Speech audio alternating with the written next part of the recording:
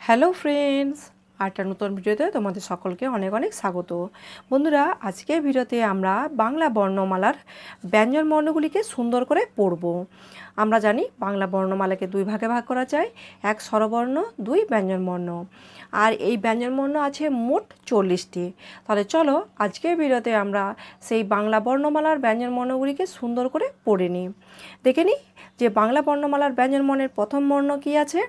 প্রথম বর্ণ আছে ক, তারপর খ, গ, ঘ, উ, তারপর চ, ছ, বর্গীয় জ, ঝ, ইয়, তারপর ট, ঠ, ড, ঢ, মূর্ধন্য, তারপর আছে ত, থ, দ, ধ, দন্তন্য, তারপর প, ফ, ব, ভ, ম, তারপর অন্তস্থ জ, র, ল, ব, তালাবস, তারপর মূর্ধন্যস, দন্তস্ব, হ, ডয় শূন্য র, ঢয় শূন্য র, তারপর অন্তস্থ, খণ্ডত্ব, অনুসার,